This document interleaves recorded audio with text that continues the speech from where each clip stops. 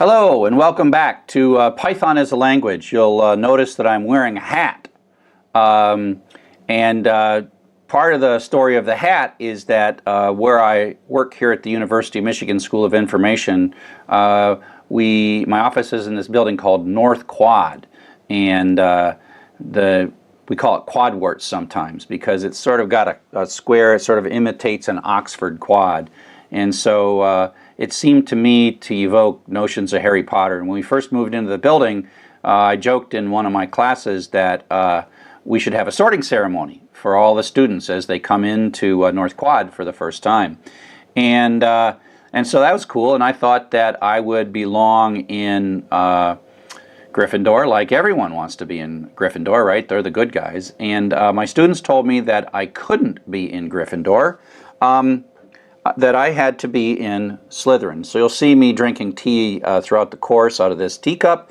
It's my Slytherin teacup. I picked that up from Harry Potter World. I went down to Florida and visited Harry Potter World.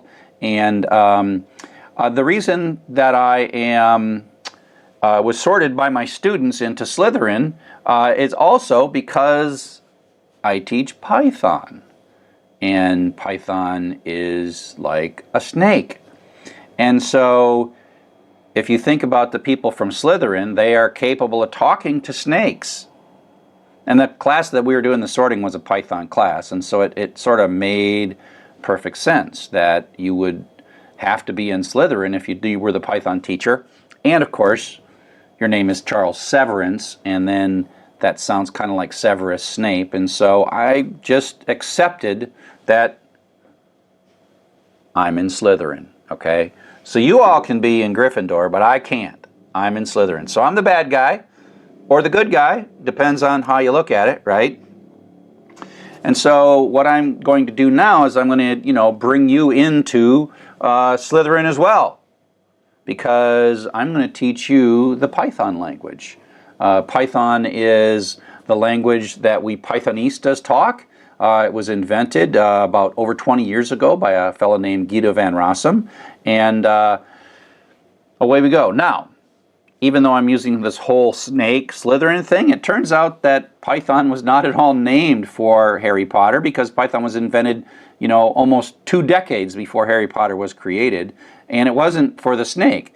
It was actually Monty Python's Flying Circus was the inspiration for Python, the name Python, and because Guido van Rossum really wanted to create a programming language that, while it was powerful underneath it in its very nature, was a very powerful language, he wanted it to be a language that was fun. And he wanted it to be a language that was approachable. And so that's why Python recently has become so absolutely popular.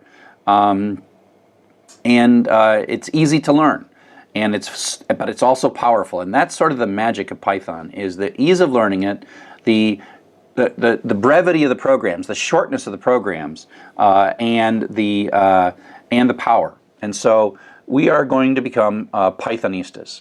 Now, as you learn to be a software developer using the Python programming language, you are going to encounter syntax errors. And I remember when I used to get syntax errors, and I remember my first programming class, and I would type on cards.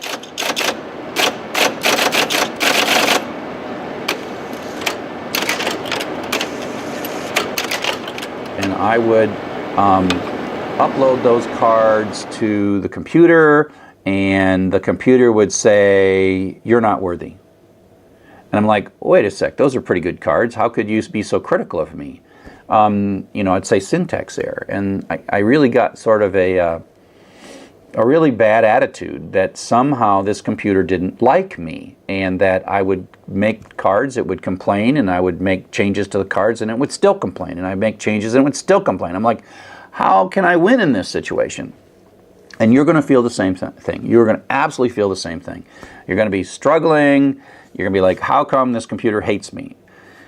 Let me assure you right now, the computer doesn't hate you. The computer actually loves you. It just is not very good at showing how it loves you, or telling you how or why it loves you. And so syntax errors are not so much Python telling you that you're bad or that you're an inadequate programmer or you should find something else to do. It's really Python's admission that it doesn't understand what you're trying to say. And so you got to get used to that. And it's frustrating, but you got to get used to the fact that syntax errors are your friend.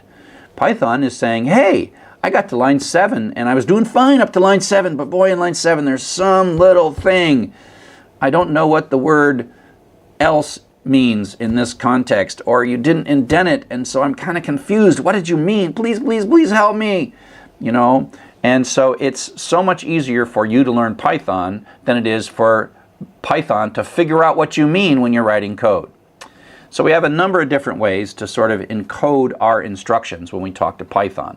One is we just run Python interactively on our computer. Hopefully by now you've got it installed, and you just type Python at a command prompt. So either a Windows command prompt or a Linux command prompt or a Macintosh command prompt. And I got some examples of how to sort of get this all started, get Python installed, and away you go.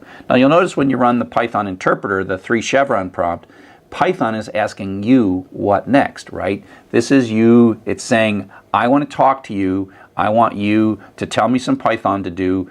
If you know the Python language, you know what to say right here. Now if you know Python, you can type these languages. You can say, oh, x equals 1, which really means go find a little piece of memory, label it x, and stick 1 in it. Print x is like, go find that thing where you labeled it x and bring me back that number and tell me what I stored in there. Now why you want to do this, that's a different question. These are very simple things. It's going to take you a while to get the big picture of why we're doing this. So just trust me that you want to learn these statements, and then later we will successfully turn those into a program. So x equals x plus 1, the third line there. X equals x plus 1 is not as it seems in math. It basically says, hey, go grab the old value of x, add 1 to it, and stick it back in x. That's what that means. So the equal sign really has kind of an arrow to it. And then we say, hey, go look up that x thing that we just did and print that out, and then we're going to say quit. So that's us talking to Python. Now, you can type just about any crazy stuff you want in here, and Python will be unhappy and talk to you. So what we're going to do next is we're going to start talking about the actual language of Python and what it is that we have to say to make Python happy when we're talking to it.